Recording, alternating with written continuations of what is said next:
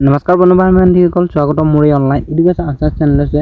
So ফ্ৰেণ্ডসকল, আজি পুনৰ আপোনালোকৰ বাবে লৈ আনিছোঁ এডি আৰু আছাম পুলিচৰ বাবে কিছুমান কুৱেশ্যন এনচাৰ। সো ফ্ৰেণ্ডসকল, যদিহে আপোনালোকে মোৰ চেনেল প্ৰথমবাৰ ভিজিট কৰিছে তেনেহ'লে লাইক আৰু ছাবস্ক্ৰাইব কৰিব আৰু যিমান পাৰে নিজৰ ফ্ৰেণ্ডসকলক শ্বেয়াৰ কৰি দিব। সো ফ্ৰেণ্ডসকল, ভিডিঅ'টো ষ্টাৰ্ট কৰোঁ আহক। সো ফ্ৰেণ্ডসকল, আমাৰ প্ৰথমটো কুৱেশ্যন হৈছে অসমৰ মানে চৰকাৰী ভাষা কি? সো ফ্ৰেণ্ডসকল, যদিহে আপোনালোকে শুদ্ধ এনচাৰটো জানে তেনেহ'লে কমেণ্ট ছেকশ্যনত কৈ দিব পাৰে। সো ফ্ৰেণ্ডসকল, আমাৰ প্ৰথমটো কুৱেশ্যনৰ শুদ্ধটো হৈছে অসমীয়া। এণ্ড আমাৰ নেক্সট কুৱেশ্যন হৈছে অসমৰ ৰাজধানী চহৰ কি? সো ফ্ৰেণ্ডসকল, এইটো চবেই জানে চাগে। সো ইয়াৰ শুদ্ধটো হৈছে দিছপুৰ। এণ্ড আমাৰ নেক্সট কুৱেশ্যন হৈছে কোনখন নদী অসমৰ মাজেৰে বৈ গৈছে? সো ফ্ৰেণ্ডসকল, এইটো জানিবলগীয়া কথা। সো ইম্পৰ্টেণ্ট কুৱেশ্যন হয়। সো ইয়াৰ শুদ্ধটো হৈছে ব্ৰহ্মপুত্ৰ। এণ্ড আমাৰ নেক্সট কুৱেশ্যন হৈছে অসমৰ সৰ্ববৃহৎ চহৰ কোনখন? সো ফ্ৰেণ্ডসকল, এইটো চবেই জানিব লাগে। সো ইয়াৰ শুদ্ধটো হৈছে গুৱাহাটী। এণ্ড আমাৰ নেক্সট কুৱেশ্যন হৈছে অসমৰ প্ৰথম মুখ্যমন্ত্ৰী কোন আছিল? সো ফ্ৰেণ্ডসকল, এনেকুৱা কুৱেশ্যন চাই ল'ব। অসমৰ প্ৰথম মুখ্যমন্ত্ৰী কোন আৰু প্ৰথম ৰাষ্ট্ৰপতি কোন আছিল, এনেকুৱা কুৱেশ্যন এনচাৰবিলাক চাই ল'ব, অহা চান্স থাকে। সো ফ্ৰেণ্ডসকল, আমাৰ যিটো 5 নম্বৰ কুৱেশ্যনটোৰ শুদ্ধ উত্তৰটো হৈছে গোপীনাথ বৰদলৈ। এণ্ড আমাৰ নেক্সট কুৱেশ্যন হৈছে আমাৰ 6 নম্বৰ কুৱেশ্যন হৈছে অসমৰ কোনখন ৰাষ্ট্ৰীয় উদ্যানত এশিঙীয়া গড় পোৱা যায়? ইম্পৰ্টেণ্ট কুৱেশ্যন হয়, নোট কৰি ল'ব। সো ফ্ৰেণ্ডসকল, ইয়াৰ শুদ্ধটো হৈছে কাজিৰঙা ৰাষ্ট্ৰীয় উদ্যান।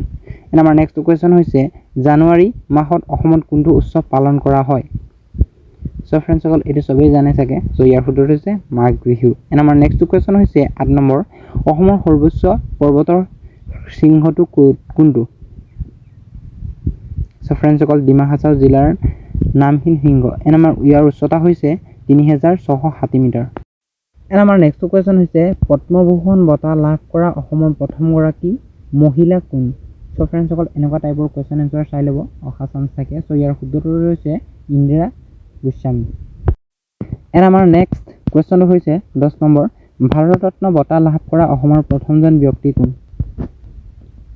সো ফ্ৰেণ্ডসকল, ইয়াৰ শুদ্ধটো হৈছে গোপীনাথ বৰদলৈ। এণ্ড আমাৰ নেক্সট কুৱেশ্যন হৈছে বিশ্বৰ সৰ্ববৃহৎ নদীদ্বীপ কোনটো? সো ফ্ৰেণ্ডসকল, এইটো চবেই জানে চাগে। সো ইয়াৰ শুদ্ধটো হৈছে মাজুলী দ্বীপ। এণ্ড আমাৰ নেক্সট কুৱেশ্যন হৈছে অসমৰ বৰ্তমানৰ মুখ্যমন্ত্ৰী কোন? সো এইটো 2023 আছিলে। সো ইয়াৰ শুদ্ধটো হৈছে হিমন্ত বিশ্ব শৰ্মা। এণ্ড আমাৰ নেক্সট কুৱেশ্যন হৈছে মহিলাৰ বাবে অসমৰ পৰম্পৰাগত সাজ পোছাক কি বুলি কোৱা হয়? সো ইয়াৰ শুদ্ধটো হৈছে মেখেলা চাদৰ। এণ্ড আমাৰ নেক্সট কুৱেশ্যন হৈছে চাহ বাগিচাৰ বাবে অসমৰ কোনখন জিলা বিখ্যাত? সো ফ্ৰেণ্ডসকল, এইটো জানিব লাগে। সো ইয়াৰ শুদ্ধটো হৈছে ডিব্ৰুগড়। এণ্ড আমাৰ নেক্সট কুৱেশ্যন হৈছে অসমৰ পৰা অহা কোনজন বিখ্যাত গায়কক ভাৰতৰ নাইটিংগেল বুলি জনা যায়? সো ফ্ৰেণ্ডসকল, ইয়াৰ শুদ্ধটো হৈছে ভূপেন হাজৰিকাক। এণ্ড আমাৰ নেক্সট কুৱেশ্যন হৈছে এছিয়ান গেমছত স্বৰ্ণ পদক লাভ কৰা অসমৰ প্ৰথমগৰাকী খেলুৱৈ কোন? সো ফ্ৰেণ্ডসকল, এইটো জানিবলগীয়া কথা, নোট কৰি ল'ব। সো ইয়াৰ শুদ্ধটো হৈছে হিমা দাস। এণ্ড আমাৰ নেক্সট কুৱেশ্যন হৈছে অসমত কোনটো নৃত্য বিহু উৎসৱৰ সময়ত পৰিৱেশন কৰা হয়? সো ফ্ৰেণ্ডসকল, ইয়াৰ শুদ্ধটো হৈছে বিহু নৃত্য। এণ্ড আমাৰ নেক্সট কুৱেশ্যন হৈছে অসমৰ কোনখন চহৰ ৰাজ্যৰ সাংস্কৃতিক ৰাজধানী হিচাপে পৰিচিত? সো ফ্ৰেণ্ডসকল, ইয়াৰ শুদ্ধটো হৈছে তেজপুৰ। আমাৰ নেক্সট কুৱেশ্যন হৈছে অসমৰ প্ৰথম আৰু একমাত্ৰ নোবেল বঁটা বিজয়ী কোন? সো ফ্ৰেণ্ডসকল, ইয়াৰ শুদ্ধটো হৈছে ডক্টৰ হৰগোবিন্দ খুৰানা। আমাৰ নেক্সট কুৱেশ্যন হৈছে অসমৰ কোনটো আন্তঃৰাষ্ট্ৰীয় বিমানবন্দৰৰ নাম ৰাজ্যৰ এজন বিখ্যাত গায়কৰ নামেৰে ৰখা হৈছিল? সো ফ্ৰেণ্ডসকল, ইয়াৰ শুদ্ধটো হৈছে লোকপ্ৰিয় গোপীনাথ বৰদলৈ আন্তঃৰাষ্ট্ৰীয় বিমানবন্দৰ। এণ্ড আমাৰ নেক্সট কুৱেশ্যন হৈছে অসমৰ পৰম্পৰাগত খেল কোনটো? সো ফ্ৰেণ্ডসকল, ইয়াৰ শুদ্ধটো হৈছে ধূপ খেল। এণ্ড আমাৰ নেক্সট কুৱেশ্যন হৈছে কোন বছৰত অসম প্ৰথমবাৰৰ বাবে ৰাষ্ট্ৰীয় খেল অনুষ্ঠিত হৈছিল? অসমত মানে প্ৰথমবাৰৰ বাবে ৰাষ্ট্ৰীয় খেল অনুষ্ঠিত হৈছিল। তো ইয়াৰ শুদ্ধটো হৈছে 2007 চনত। আমাৰ নেক্সট কুৱেশ্যন হৈছে অসমত কোনটো খেলক সতী নামেৰে জনা যায়?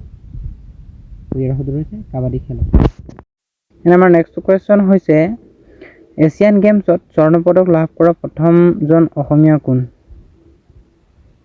সো ফ্ৰেণ্ডসকল, ইয়াৰ শুদ্ধটো হৈছে ভোগেশ্বৰ বৰুৱা। আমাৰ নেক্সট কুৱেশ্যন হৈছে কোন চনত অসম ক্ৰিকেট সন্থা গঠন হৈছিল? ইম্পৰ্টেণ্ট কুৱেশ্যন হয়। সো ফ্ৰেণ্ডসকল, ইয়াৰ শুদ্ধটো হৈছে 1948 চনত। সো ফ্ৰেণ্ডসকল, আজিৰ ভিডিঅ'টো ইমানতে আছে, সমাপ্ত হৈছে। সো ফ্ৰেণ্ডসকল, ভিডিঅ'টো কেনেকুৱা লাগিল কমেণ্ট ছেকশ্যনত কৈ দিব আৰু যিমান পাৰে নিজৰ ফ্ৰেণ্ডসকলক শ্বেয়াৰ কৰি দিব।